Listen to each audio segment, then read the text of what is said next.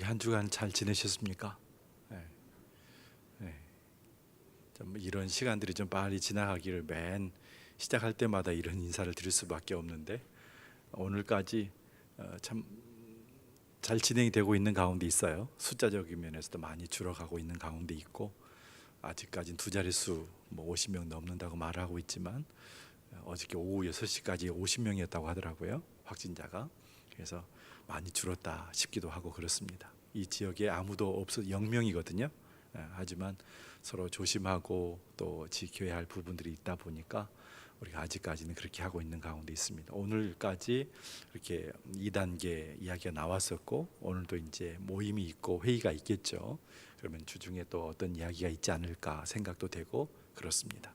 좀 자유롭게 예배할 수 있는 그날에 속히 오기를 위해서 좀 많이 기도해 주시고 믿음 안에 승리할 수 있는 저와 여러분이 되시기를 바랍니다. 오늘도 본당과 또 교육관에서 또 온라인으로 예배하시는 모든 분들 하나님의 은혜가 함께 하시기를 소망을 드리고요. 영육에 또 하나님 주시는 은혜가 충만하게 임하시기를 주의 이름으로 소망을 드리겠습니다. 다 같이 기립하시고 우리 임례송 하심으로 주일 오전 예배를 하나님께 드리겠습니다.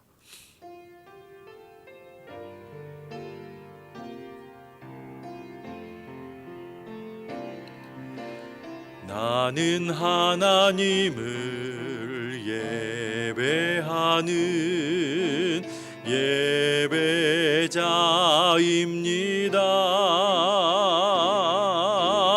내가 서 있는 곳 어디서나 하나님을 예배합니다. 내 영혼 거룩한 은혜를 향하여 내 마음 완전한 하나님 향하여 이곳에서 바로 이 시간 하나님을 예배합니다.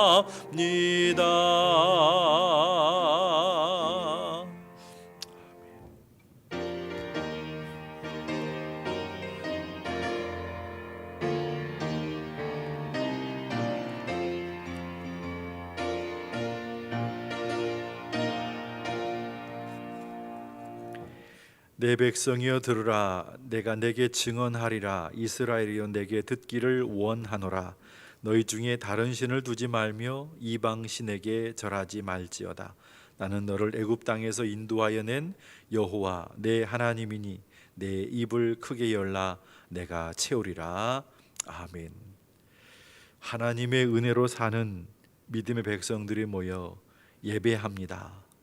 어려운 상황 또 위기의 상황 속에서도 주님만 바라보게 해주셨사오니 우리의 믿음이 식어지지 않도록 도와주시고 처음과 나중이 다르지 않고 더 깊어지고 더 커질 수 있는 성숙한 신앙인들로 승리할 수 있도록 하나님 축복해 주시옵소서.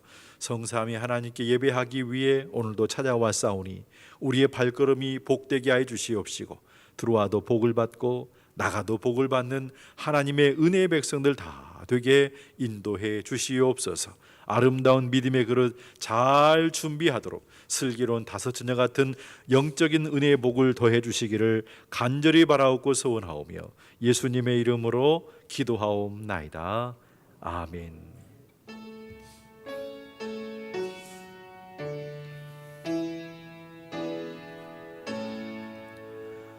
성부 성자와 성령 찬송과 영광 돌려보내세.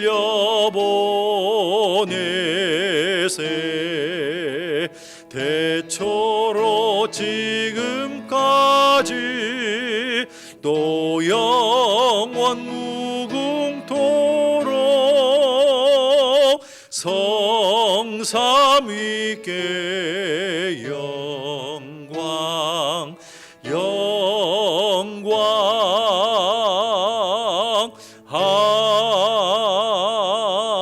아멘. 전능하사 천지를 만드신 하나님 아버지를 내가 믿사오며 그 외아들 우리 주 예수 그리스도를 믿사오니 이는 성령으로 잉태하사 동정녀 마리아에게 나시고 본디오 빌라도에게 고난을 받으사 십자가에 못 박혀 죽으시고 장사한 지 사흘 만에 죽은 자 가운데서 다시 살아나시며 하늘에 오르사 전능하신 하나님 우편에 앉아 계시다가 저리로서 산자와 죽은 자를 심판하러 오시리라. 성령을 믿사오며 거룩한 공예와 성도가 서로 교통하는 것과 죄를 사하여 주시는 것과 몸이 다시 사는 것과 영원히 사는 것을 믿사옵나이다. 아멘. 오라 우리가 여호와께 노래하며 우리가 감사함으로 그 앞에 나아가며 여호와는 크신 하나님이시요 땅의 깊은 곳이 그의 손안에 있으며 바다도 그의 것이라 그가 만드셨고 오라 우리가 굽혀 경배하며 같이 읽겠습니다. 그는 우리의 하나님이시요 우리는 그가 기르시는 백성이며 그의 손이 돌보시는 양이기 때문이라. 아멘. 자리에 앉으시면 강항로 장로님 예배를 위해서 기도하시겠습니다.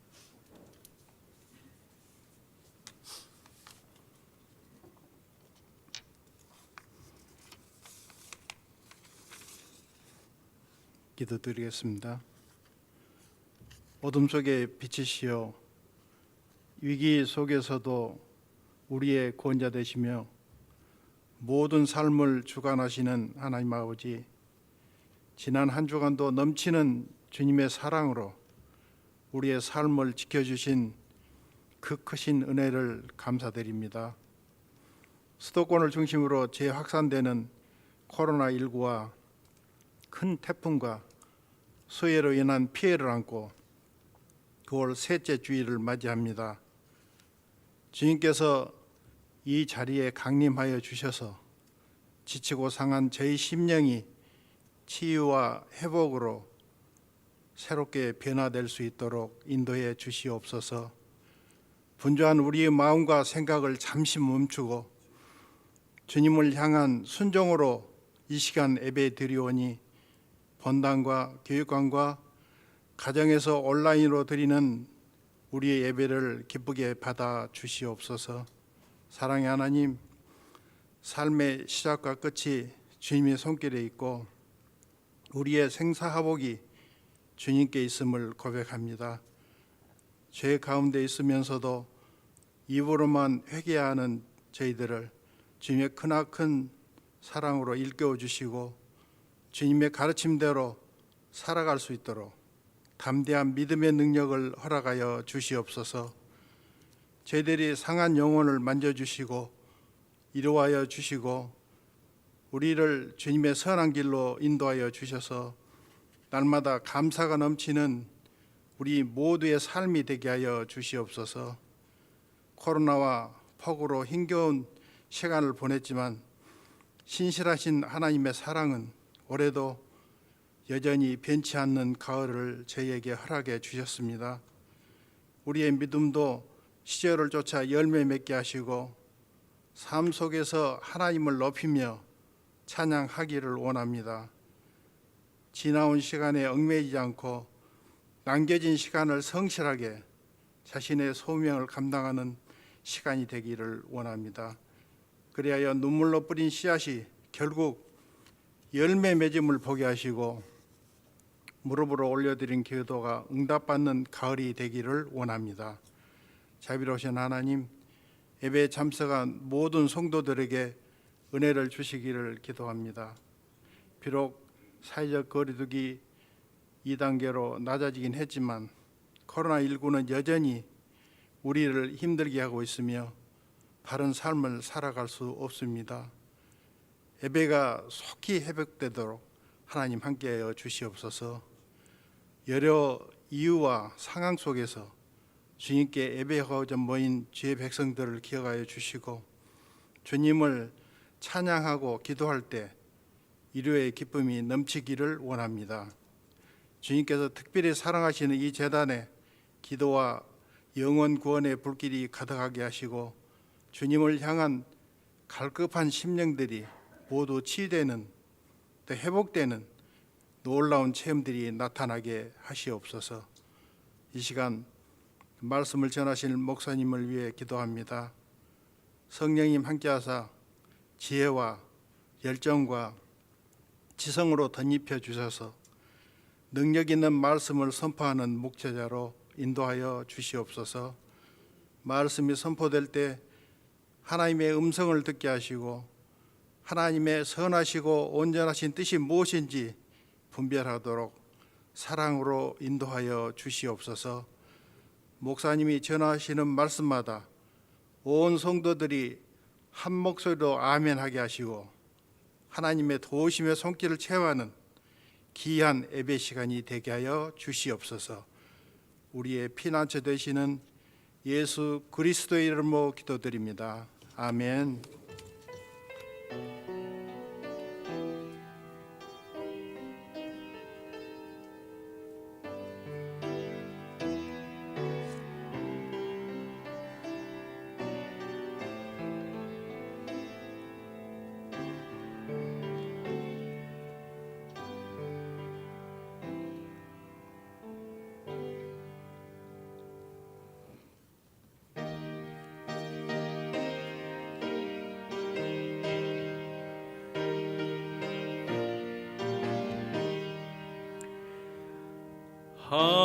하나님의 말씀은 생명의 말씀이라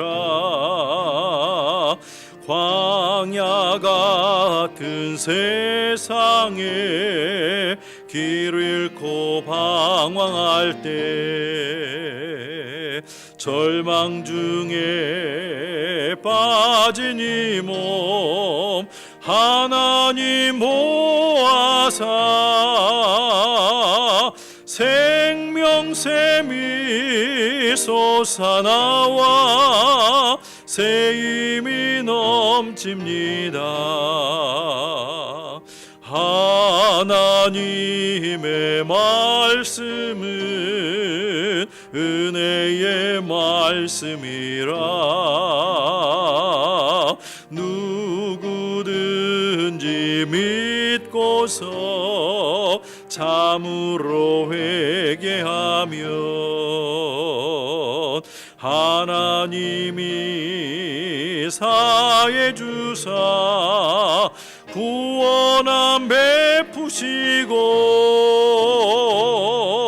가히 없는 그 은혜로 늘 품어 주십니다. 하나님의 말씀은 진리의 말씀이라 믿음으로 지키어 자유를 얻게 되면 어려운 일 힘든 일도 담대히 할 수 있어 온전하신 말씀으로 승리케 하십니다. 하나님의 말씀은 사랑의 말씀이라 험한 세상 살 동안 언제나 돌보시고 변함없는 사랑으로 우리를 지키시어 하늘나라 이르도록 인도해 주십니다.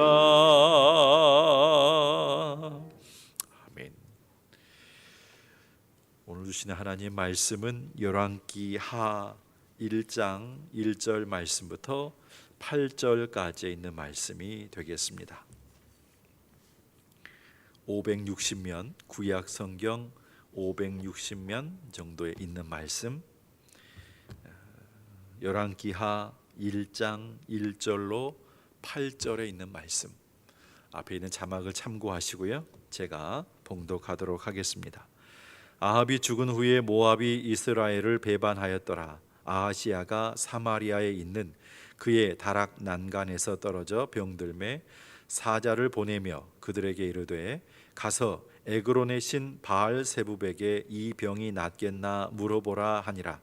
여호와의 사자가 디셉 사람 엘리야에게 이르되 너는 일어나 올라가서 사마리아 왕의 사자를 만나 그에게 이르기를 이스라엘에 하나님이 없어서 너희가 에그론의 신 바알세부백에 물으러 가느냐. 그러므로 여호와의 말씀이 네가 올라간 침상에서 내려오지 못할지라 네가 반드시 죽으리라 하셨다 하라.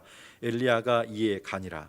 사자들이 왕에게 돌아오니 왕이 그들에게 이르되 너희는 어찌하여 돌아왔느냐 하니 그들이 말하되 한 사람이 올라와서 우리를 만나 이르되 너희는 너희를 보낸 왕에게로 돌아가서 그에게 고하기를 여호와의 말씀이 이스라엘에 하나님이 없어서 네가 에그론의 신 바알세부백에 물으려고 보냈느냐. 그러므로 네가 올라간 침상에서 내려오지 못할지라 네가 반드시 죽으리라 하셨다 하라 하더이다. 왕이 그들에게 이르되 올라와서 너희를 만나 이 말을 너에게 한 그 사람은 어떤 사람이더냐. 그들이 그에게 대답하되 그는 털이 많은 사람인데 허리에 가죽띠를 띠었더이다 하니 왕이 이르되 그는 디셉 사람 엘리야로다. 아멘. 교회 앞에 광고의 말씀 주시겠습니다.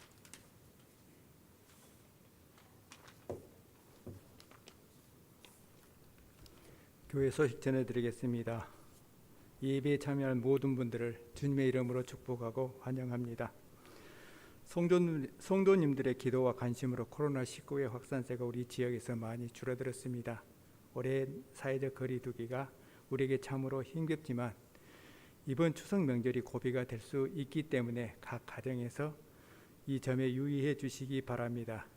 그리고 질병관리청의 당부에 따라 예배당에 들어오시면 무조건 마스크를 착용해 주시기 바랍니다. 혹 37.5도 이상의 열이 나거나 목에 통증이 있거나 기침이 심할 때는 예배 참석을 자제해 주시고 보건소에 연락하시고 보건소 지시에 따라 주시면 감사하겠습니다. 아침과 저녁 기온차가 10도 이상 너무나 심합니다. 환절기입니다. 감기 조심하시기 바랍니다. 주일 예배는 오전 9시와 11시 두 번으로 나누어 예배를 드리고 있습니다. 오늘까지 실내 50명 이상 집회 금지 명령으로 인해 본당과 교육관 3층 두 군데로 나누어 예배를 드리고 있습니다. 어려울 때일수록 예배 중심의 삶을 준수하여 하시기 바랍니다. 특별히 중직자들 참고해 주시기 바랍니다.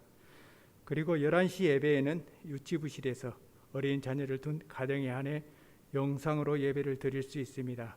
교회 학교는 이번 주에라도 사회적 거리두기가 완화하면 곧바로 회복할 수 있을 것 같습니다.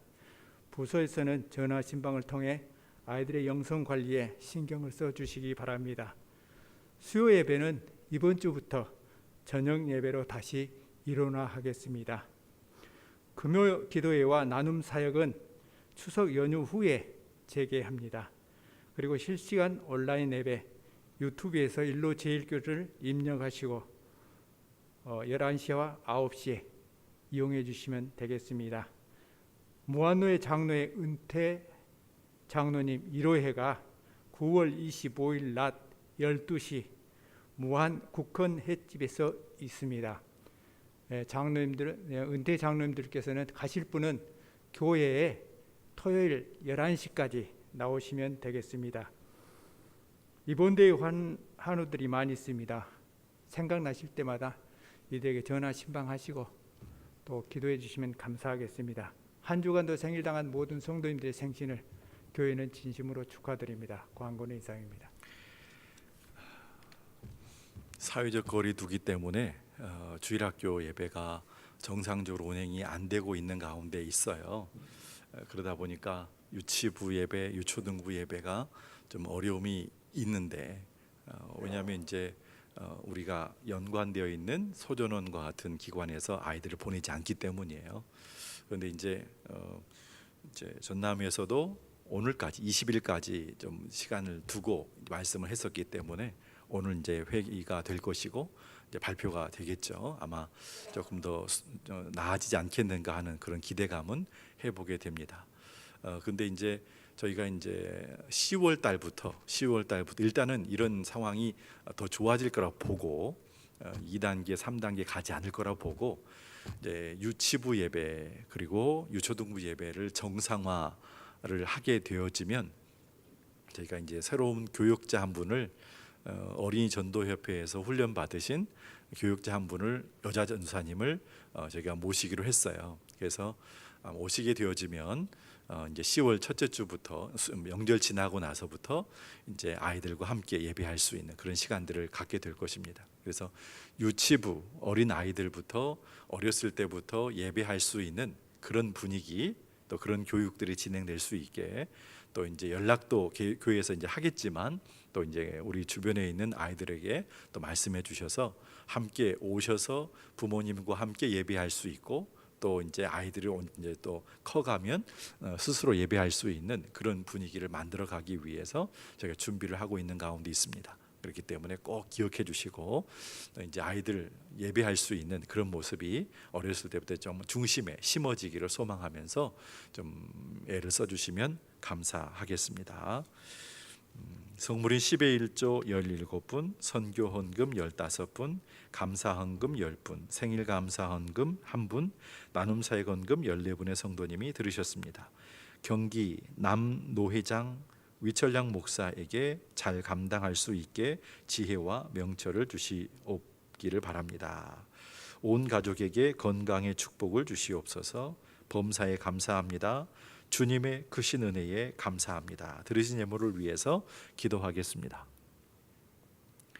하나님 아버지, 우리의 삶 가운데 늘 함께 하시며 따스한 음성으로 숨결로 다가오시고 힘주시고 은혜 주셔서 예배함이 기쁨이 되고 삶의 모든 순간마다 하나님 바라보게 주셨사오니 우리의 믿음의 깊이가 더 깊어지며 더 넓어지게 하시고 오래도록 기다리고 있지만 그 가운데서도 하나님의 역사하심과 기대하심을 늘 기억하며 그 뜻에 순종하고 믿음의 역사를 이루어 열매를 주 앞에 드릴 수 있는 놀라운 은혜가 우리 가운데 있기를 원합니다.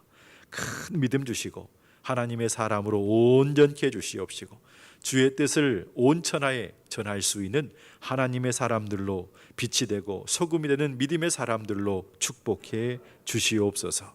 지난 한 주간도 하나님 함께 해주셔서 너무너무 감사하고 또 한 달도 지켜주셔서 너무너무 감사하고 우리에게 맡겨주신 사명 주신 것도 감사하여 기도 제목과 함께 더불어 성물과 여러 선교 헌금 나눔의 헌금을 드렸습니다. 생일을 맞았습니다. 가정을 위해서 건강을 위해서 기도합니다. 하나님 책임져 주시고 위로부터 주시는 하늘의 은총과 땅의 복이 넘쳐 흐르는 우리 모두의 삶이 되게 인도해 주시옵소서. 내게 부족함이 없다고 하는 믿음의 고백이 있게 해주시고 푸른 풀밭과 쉴만한 물가로 인도하시는 하나님의 은혜와 사랑을 경험하며 날마다 기쁨과 감사함으로 찬송으로 영광 돌릴 수 있는 우리 모두의 삶이 되게 하여 주시옵소서. 일교차가 심합니다. 영육의 건강을 책임져 주시고 날마다 새 은혜를 사모하며 믿음으로 살아가도록 축복해 주옵소서. 하반기에도 코로나와 독감으로 인하여서 어려운 순간 만나지 않도록 도와주시기를 원하고 주의 은혜의 손길 오른손에 보호하심이 날마다 내 삶 현장에 나타나게 되어지고 열매 맺는 것을 보며 주께 영광을 돌릴 수 있도록 하나님 축복해 주시옵소서. 주에게 드린 귀한 이 예물 사용되는 곳곳마다 하나님의 영광이 나타나도록 인도하시고 책임져 주시기를 간절히 바라옵고 소원하오며 날마다 새롭게 하시고 아름다운 믿음의 삶으로 인도해 주시기를 기뻐하시는 예수님의 이름으로 감사하며 기도하옵나이다. 아멘.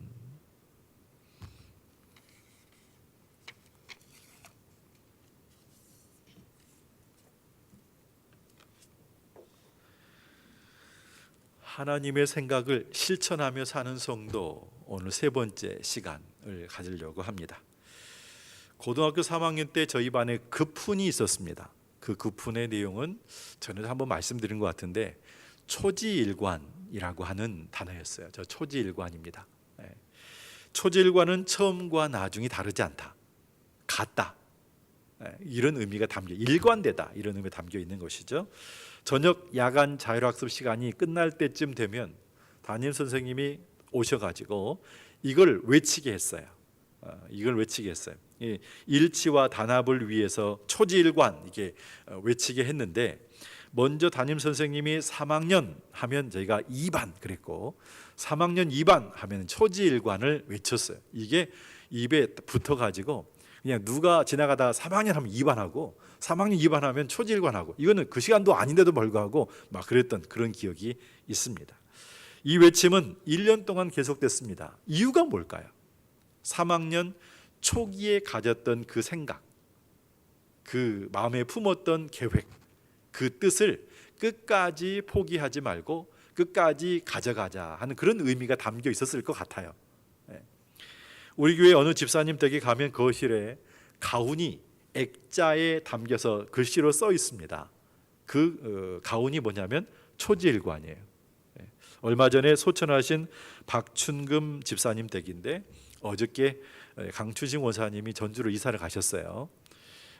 박 집사님 치료받는 병원이 가깝기도 했고, 그래서 이제 따님 댁 곁에서 이제 같이 돌보기도 하고 병원 생활도 하기 위해서 그런 이미 계획을 갖고 계셨는데 가시기 전에 이제 하나님 부르심이 있었죠.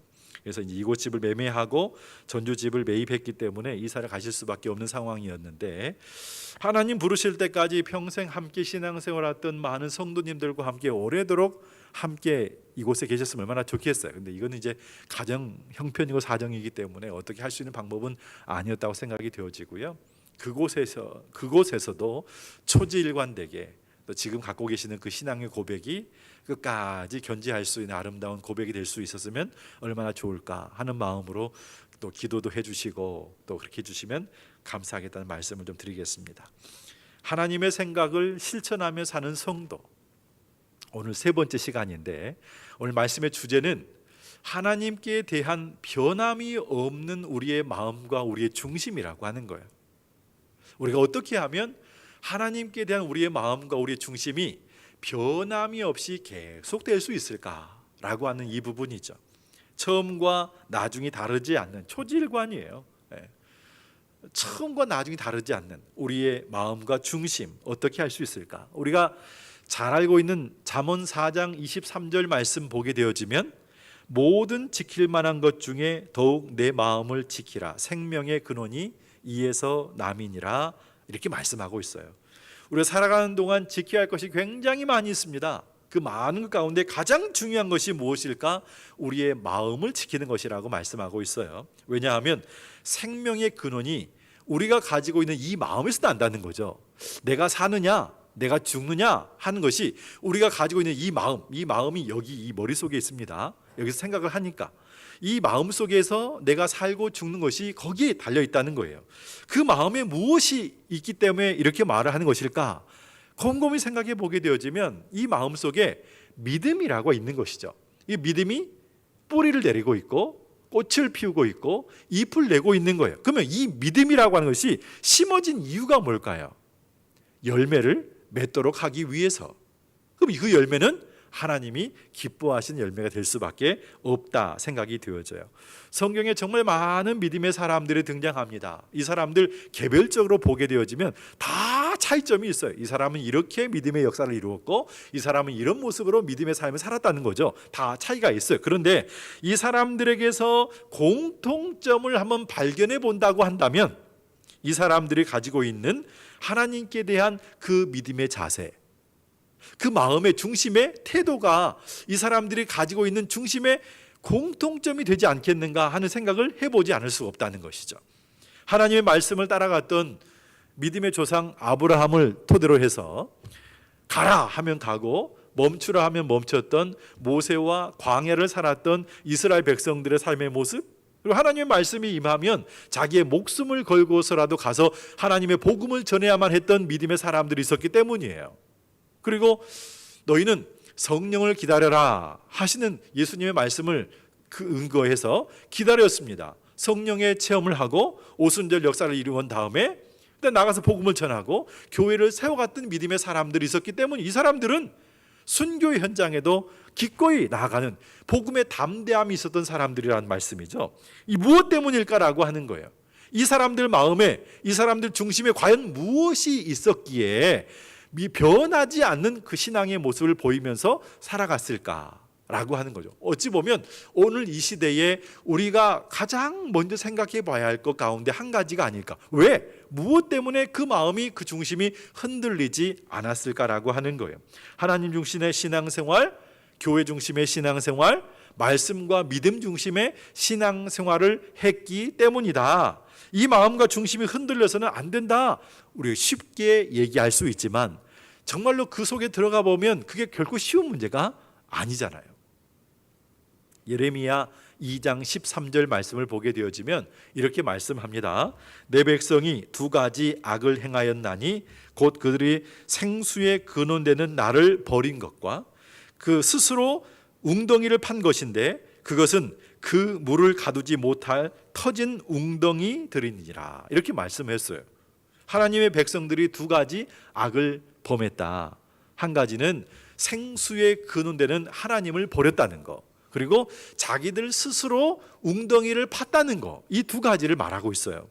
생수에 근원되는 나라는 말에서 우리가 생각해 볼 수 있는 것이 언뜻 떠오르죠. 요한복음 4장에 등장하고 있는 사마리아 수가성에 있는 한 여인과 예수님이 대화한 사건이에요. 보세요. 사마리아 수가성 여인이 물을 길러 가기 위해서 우물을 찾아왔는데 그때 예수님이 우물 곁에 계셨어요. 그때가 때가 6시라고 했는데 실제 시간은 6시간을 더 해야 되니까 12시, 그러니까 정오 시간, 가장 더울 때가 아닐까 생각해 볼 수 있어요. 보통 사람들은 그 시간을 피해서 물을 길러 가기 위해서 오는데 이 여인은 그 시간, 사람들의 눈을 피해서 찾아오지 않을 때 혼자서 더운 시간에 물을 길러 가기 위해서 왔다는 거죠. 이유가 뭡니까? 이 여인에게는 남편이 5이 있었고 지금도 한 남편이 있는데 진정한 남편이 누군지를 알 수가 없는 그런 삶을 살아갔던 이 여인이었다라고 하는 거예요. 그러니까 인생이 허무하다, 인생이 좀 뭐라고 표현하면 좋을까, 무상하다, 뭔가 답답하지만 채워지지 않는 그 가람을 채우기 위해서 남편을 바꾸는 그런 삶을 살았던 한 여인의 모습이 등장하고 있다는 거죠. 그때 예수님이 뭐라고 말씀하시냐면 요한복음 4장 13절로 14절 말씀에서 이렇게 말씀하셨어요. 예수께서 대답하여 이르시되 이 물을 마시는 자마다 다시 목마르려니와 내가 주는 물을 마시는 자는 영원히 목마르지 아니하리니 내가 주는 물은 그 속에서 영생하도록 솟아나는 샘물이 되리라. 생수에 근원되는 나 하나님에 대해서 말씀하는 내용이 바로 이 말씀이잖아요. 그죠? 이 물을 마시면 영원히 목마르지 않는다. 내가 생수의 근원이다. 이 말씀이잖아요. 그래서 이 세상에는 참된 평안이나 참된 복이 없다는 것을 말씀해 주는 표현이기도 합니다. 이 말씀을 듣고 난 다음에 이 여인이 어떻게 반응을 하냐면 요한복음 4장 15절 말씀이에요.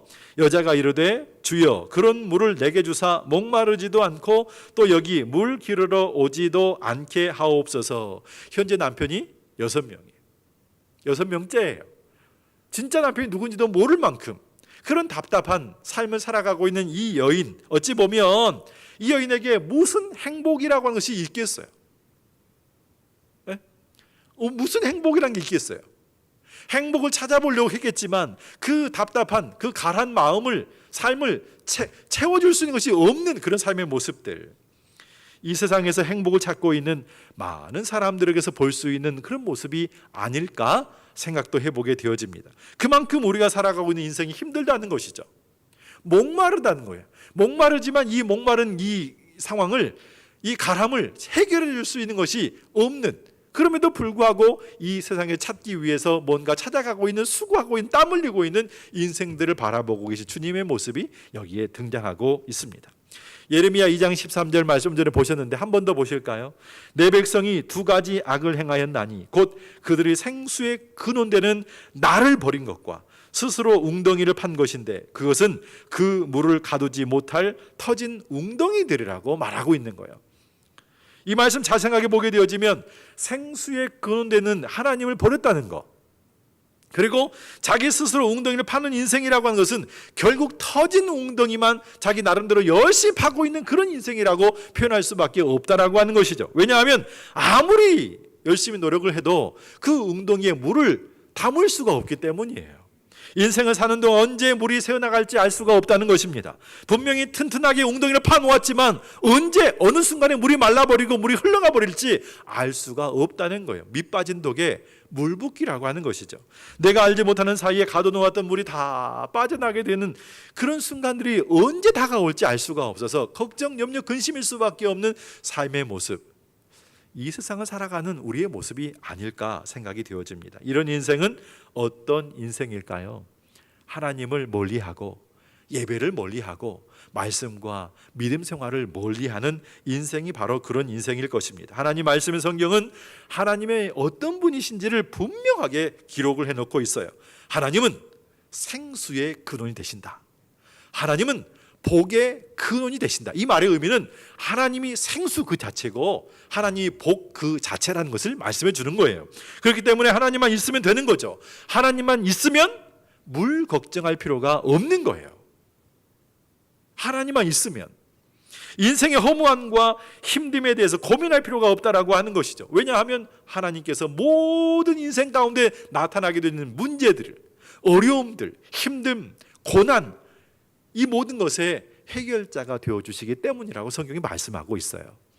그래서 오늘 우리 하나님은 저와 여러분에게 이 말씀을 주고 계시는 거죠. 이사야 55장 1절로 3절 말씀인데 잘 아시는 말씀이에요. 오호라 너희 모든 목마른 자들아 물로 나아오라.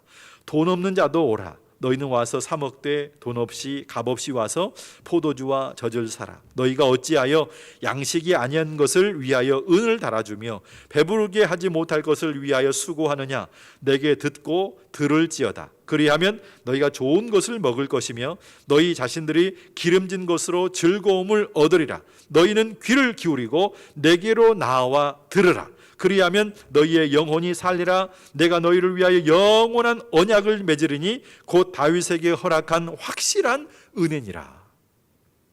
얼마나 귀한 말씀이에요. 포도주와 젖을 사라. 포도주와 젖이 무엇이죠? 하나님의 말씀이죠. 하나님께서 하나님 백성들에게 내게 듣고 들을지어다. 내게로 나와 들으라고 말씀해요. 뭘 들어요? 하나님의 말씀을 들으라고 말씀하고 있죠. 여러분, 신앙생활이 뭘까요? 신앙생활이 뭘까요? 내가 나의 길을 가는 것이 신앙생활입니까? 아니면 주님이 원하시는 길을 가는 것이 신앙생활입니까? 우리의 신앙생활이 처음과 나중에 달라지지 않기 위해서는 내 길을 가는 것이 아니라 주님이 원하시는 길을 가는 것이 바른 신앙생활이라고 말할 수 있습니다. 내 길을 가다 보면 상황과 환경이나 여건이 달라지게 되었을 때 내가 세웠던 목표와 목적지도 달라질 가능성이 많지만 주님이 원하시는 길을 가다 보면 그 상황 속에도 분명히 상황이나 환경이나 여건은 달라질 수 있어요. 위기의 상황이 올 수 있죠. 하지만 목표와 목적지는 달라지지 않아요. 왜? 주님이 원하시는 길을 가고 있으니까요. 하나님께서는 우리가 우리 마음대로 자기의 길을 가는 것을 방임하지 않으십니다. 하나님께서는 각기 제 길로 가고 있는 인생들을 위해서 방책, 대책을 준비해 주셨고 놀라운 일을 행하셨어요. 그 놀라운 일을, 그 방비가 뭐냐, 방책이 뭐냐 했을 때에 이사야 53장 6절 말씀을 보면 이렇게 말씀합니다. 우리는 다 양 같아서 그릇 행하여 각기 제 길로 갔거늘 여호와께서는 우리 모두의 죄악을 그에게 담당시키셨도다. 그러면 그 대책이 무엇입니까? 우리 주님이시죠. 그 대책은 저와 여러분을 위해서 피 흘려주신, 십자가에서 피 흘려주신 우리 예수님이란 말씀이죠. 그래서 신앙생활은 내 길을 가는 것이 아닙니다. 신앙생활은 내 마음대로 사는 것이 아닙니다. 물론 자기만의 독특한 방법을 가지고 살아갈 수도 있습니다. 그러나 그 방향은 반드시 주님이 말씀하신 그 목적지가 우리의 삶의 방향이 되어야 한다는 것이죠. 내 마음대로 내 길을 가는 것이 아니라 자기에게 맞는, 내게 맞는 방법을 가지고 하나님의 뜻을 따라 그 목적지를 향해서 가는 것이 바람직한 인생의 모습, 신앙생활이라고 말하고 있는 거예요. 그런데 가끔 우리 주변을 보게 되어지면 주님의 뜻대로 가는 인생이 아니라 내 마음대로 내가 가기를 원하는 내 길을 가고 있는 인생들을 많이 보게 되어져요. 신앙생활조차도 자기가 중심이고 내가 판단하고 내가 결정한 것이 옳다고 믿는, 내 나름대로 신앙생활 하시는 분들이 참 많이 있는 것을 우리가 보게 되어져요. 하나님 중심이 되어야 되고 교회 중심, 믿음 중심, 말씀 중심이 되어야 하지만 내가 중심이 되어서 내가 기준에 맞으면 맞고 내 기준에 맞지 않으면 행하지 않는, 그건 바람직하지 않거든요.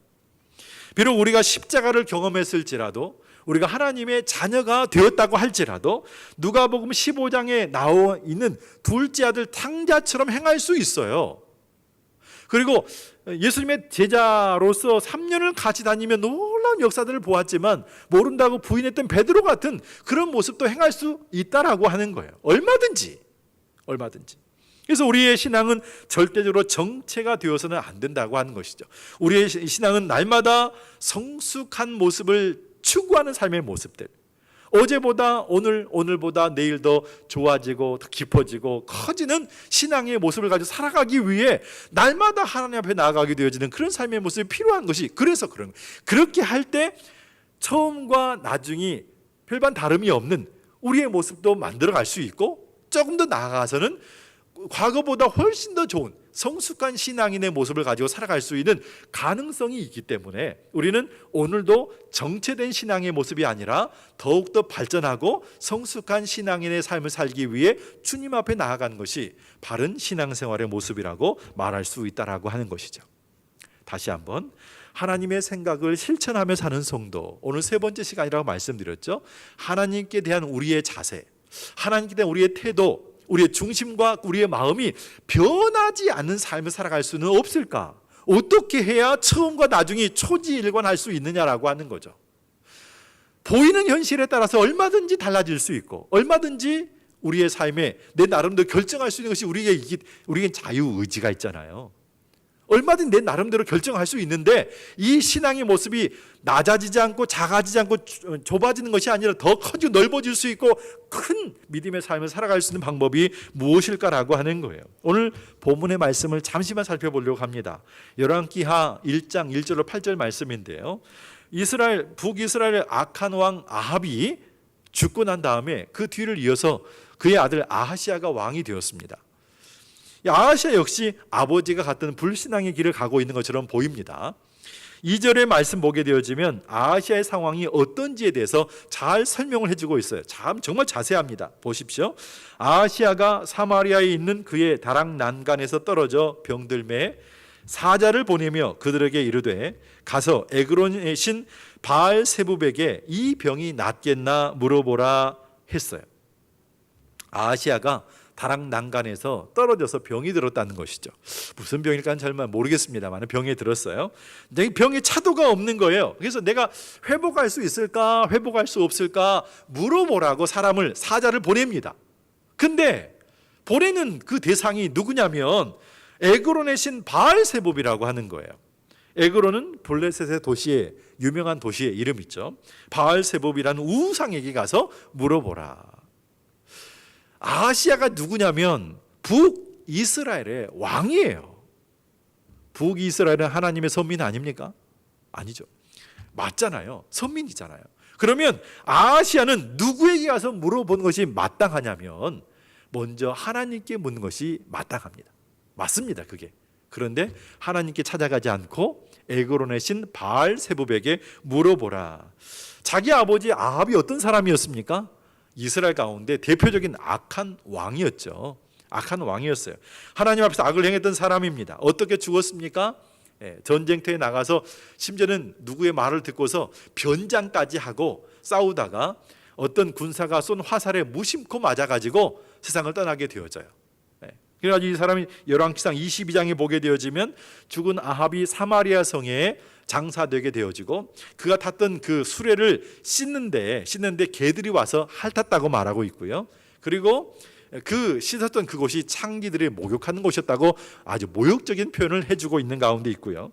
뿐만 아니라 아합의 모든 사적은 이스라엘 왕의 역대 지략에 기록이 되지 않았다고 말할 만큼 정말로 창피스러운 왕의 모습을 보여주었습니다. 그러면 그 아버지의 모습을 보았기 때문에 그 아들 아하시아는 그렇게 살면 안 되죠.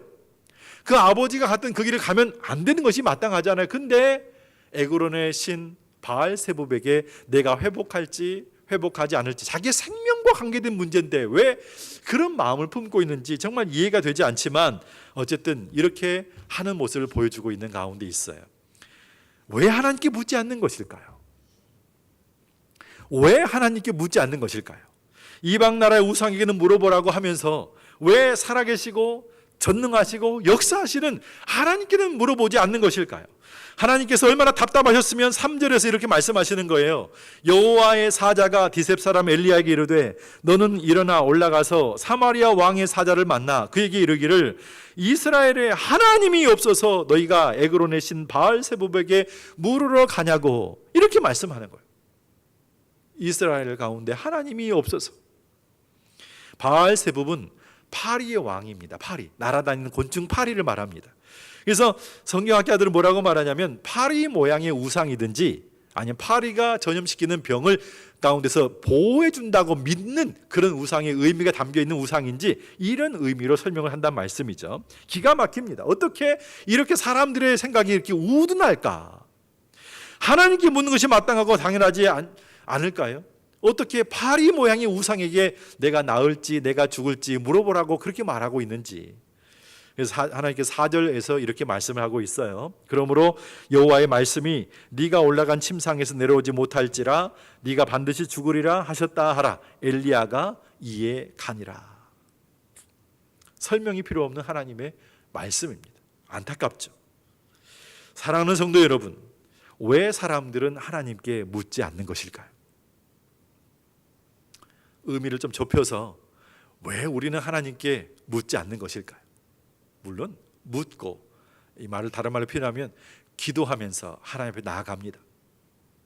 근데 많은 시간 속에서 우리는 하나님께 묻지 않고 결정하고 판단하고 말하고 행동할 때가 많아요.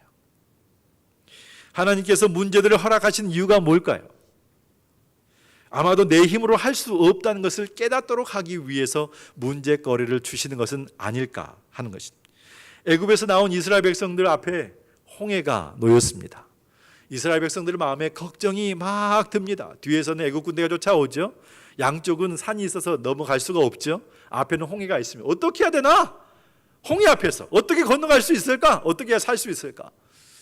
약속 땅 가나안을 앞에 두고서 앞에 이제 비가 많이 와가지고 홍수가 나서 요단강이 범람을 했습니다.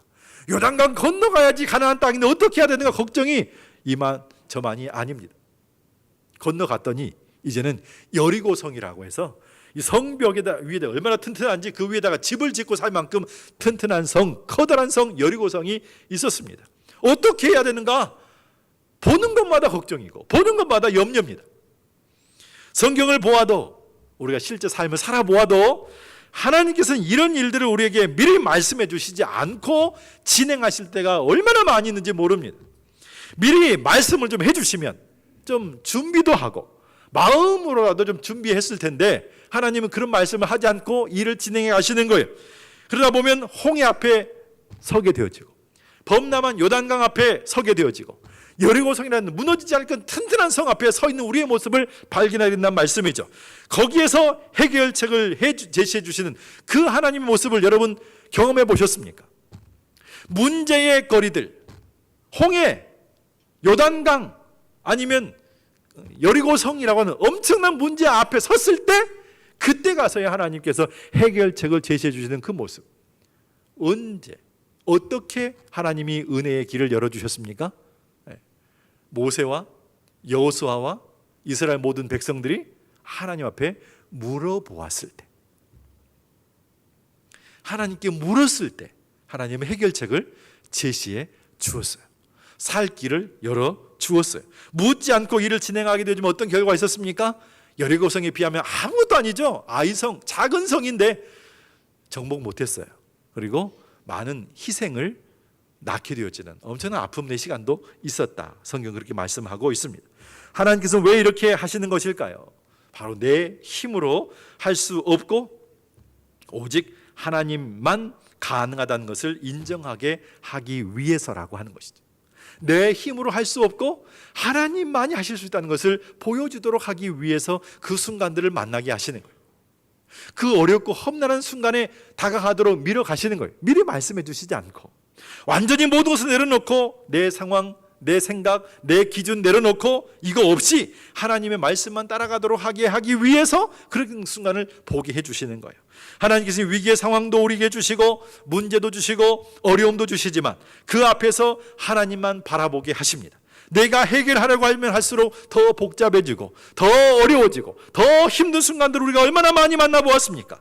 성경 어디에도 우리는 혼자 살아갈 수 없다. 우리가 살아갈 수 있는 방법을 내 혼자 살아갈 수 있는 방법이라고 이것이다 제시해주는 법이 한 번도 없어요. 하나님은 우리 혼자 살아가도록 내버려 두시지 않고 우리의 삶 가운데 도움을 주시기 위해 나의 도움은 천지를 지으신 여호와에게 온다는 것을 날마다 경험하도록 하기 위해서 순간순간마다 다가오셨고 감찰해 주셨고 죽을 영혼도 살게 해주시는 그런 은혜의 시간들을 얼마나 많이 보여주셨는지 모른다고 하는 거예요. 하나님만이 우리의 구원이시고 하나님만이 우리의 축복이라는 것을 깨닫도록 하기 위해서 어려운 순간들을 보게 해주시는 것입니다. 왜 하나님은 처음과 나중이 이런 모습으로 계속 우리에게 다가오고 있는 것일까? 어떻게 하면 우리는 우리의 신앙의 모습이, 믿음의 모습이 처음과 나중이 다르지 않도록, 아니 더 깊어지고 성숙한 신앙의 모습으로 나아가도록 열매 맺는 삶을 살아가도록 인도해 가기를 원하고 계시는 것일까? 하나님은 하나님이 생각하신 것을 우리가 이루는 삶을 살기를 원하고 계시는 거예요. 오늘의 주제 기억해 주십시오. 하나님께 대한 변함이 없는 우리의 마음과 우리의 중심, 어떻게 해야 할까? 끝까지 유지할 수 있는 방법이 무엇일까? 요한계시록 2장 4절 말씀 잘 아시는 말씀이죠. 이렇게 말씀합니다. 그러나 너를 책망할 것이 있나니 너의 처음 사랑을 버렸느니라. 처음 사랑을 버렸느니라. 에베소 교회에 주신 말씀이지만 이 시대의 보편적인 모든 교회와 성도들에게 주시는 말씀이 이 말씀이에요. 처음 사랑을 버렸느니라. 처음 사랑을 버리면 안 된다는 것이죠. 우리가 옛적에 가졌던 열심과 특심과 또 때로는 사모하는 마음을 버려서는 안 된다는 것이죠. 그 사랑이 식어서는 안 된다는 것을 말씀하고 있습니다. 하나님 앞에 나아가야 됩니다. 하나님께 물어야 됩니다. 그분이 우리의 삶을 인도해 가고 가장 좋은 때에 가장 좋은 방법으로 역사하시는 것을 우리 가운데 주실 수 있도록 주님 앞에 나아가는 것만큼 귀한 것이 어디 있겠어요? 저와 여러분 이번 한 주간 동안에도 하나님 앞에 나아가는 그 시간, 하나님의 은혜를 사모하는 그 시간, 하나님 역사하실 수 있도록 모든 것을 내려놓고 은혜를 구하는 시간이 우리 가운데 있을 때 저와 여러분이 살 수 있고 생수의 근원 되시고 복의 근원 되시는 그 하나님이 우리 가운데 임재하셔서 역사하시는 은혜의 열매를 꼭 보게 하시는 은혜를 주실 줄로 믿습니다. 하나님이 생각하시는 것을 행하고 이루어 드릴 수 있는 저와 여러분의 삶이 되기를 원하신다고 한다면 하나님께 대한 우리의 마음과 자세가 흔들리면 안 된다는 거예요. 처음과 나중이 달라져서도 안 된다는 거예요. 변함이 없이 주님 바라보시고 주의 능력 있는 손길을 붙들린 바 되어서 언제나 승리할 수 있는 저와 여러분 되시고 주께 영광을 돌리시기를 주님의 이름으로 소망을 드리고 축원을 드리겠습니다. 다 같이 기립하시겠습니다. 주님 말씀하시면 힘드시면 앉아 계셔도 괜찮습니다.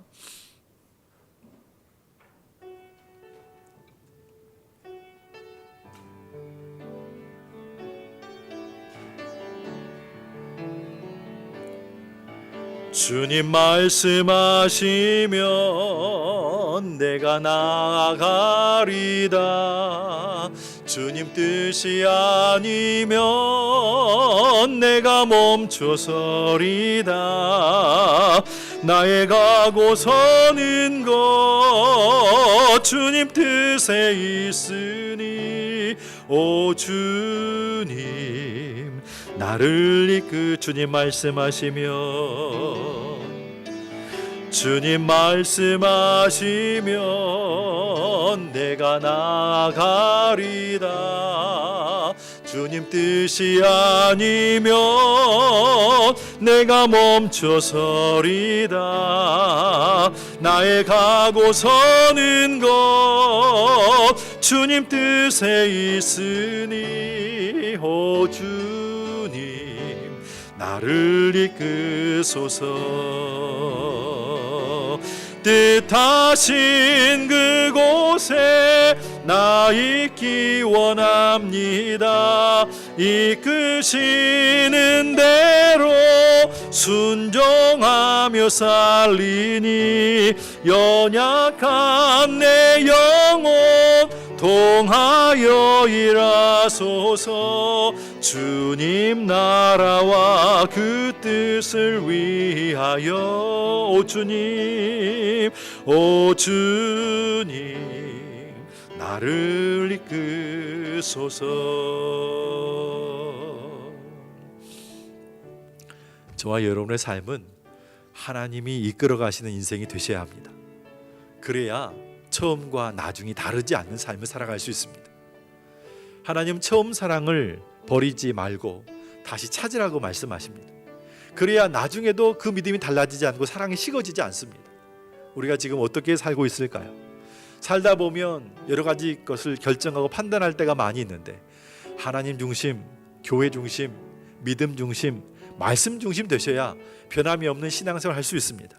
언제나 주님 앞에 오셔야 됩니다. 하나님은 힘든 순간 그 자리로 나아가게 하십니다. 말씀하지 않고 거기까지 가게 하십니다. 내 눈앞에 홍해가 있습니다. 요단강이 있습니다. 여리고성이 있습니다. 그 어렵고 힘든 순간 어떻게 하면 좋습니까? 걱정, 염려스러운 순간 얼마나 많이 있는지 몰라. 그런데 그때 가서야 하나님은 해결책을 주시는 거예요. 어떻게 할 때? 물어볼 때. 하나님께 물어볼 때. 그게 신앙생활입니다. 신앙생활 하나가 동행하는 겁니다. 하나님께 묻는 겁니다. 물어볼 때 응답이 있습니다. 물어보지 않으면 하나님 주시고 싶어도 주실 수가 없어요. 하나님은 생수의 근원 되시고 하나님은 축복의 근원이십니다. 그러면 물으셔야 됩니다. 이번 한 주간이 저와 여러분 남은 생애가 주님께 묻고 은혜를 구하면서 믿음으로 사는 저와 여러분 되기를 원합니다. 한 1, 2분 정도 합심해서 기도하시고 결단하시며 주 앞에 나가며 하나님 주님 앞에서 믿음으로 살겠습니다. 기도하겠습니다. 하나님 아버지, 우리의 모든 삶이 복된 삶 되기를 원합니다. 생수의 근원 되신 주님과 동행하는 삶 살기를 원합니다. 아버지만 바라보기를 원합니다. 은혜 가운데 거하기를 원합니다.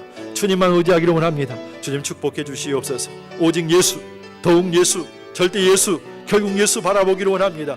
하나님 책임져 주시옵소서. 변함없이 주님 오늘도 우리만 바라보시는 주님 앞에 나왔습니다. 내려놓습니다. 은혜를 구합니다. 책임져 주시옵소서. 부르짖어 기도하는 하나님 용들에게 인도해 주시옵시고 주의 몸된 교회와 믿음과 말씀과 주님을 가까이 하는 하나님 용들에게 인도해 주시옵시고 때를 따라 돕는 은혜 가운데 책임져 주시고 인도하시는 하나님 바라보기를 원합니다. 아버지 함께해 주시옵시고 주님만 바라보고 소망하며 믿음으로 살도록 하나님 축복해 주시옵소서.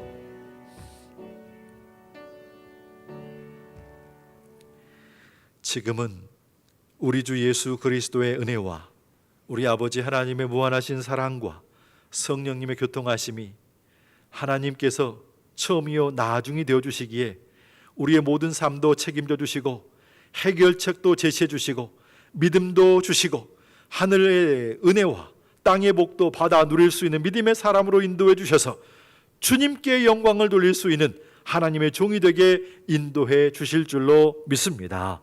사모하며 예배하고 결단하며 이전을 떠나는 우리 모든 믿음의 백성들 머리 위에 삶의 터전과 영유의 건강과 자녀들과 우리 모든 나라 민족 위에 지금으로부터 영원토록 함께 있을지어다.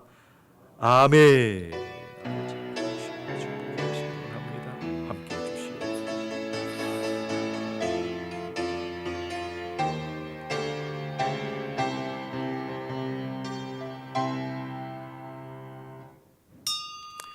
이것으로 예배를 마쳤습니다. 한 주간도 주의 은혜 가운데 승리하시길 바라고요.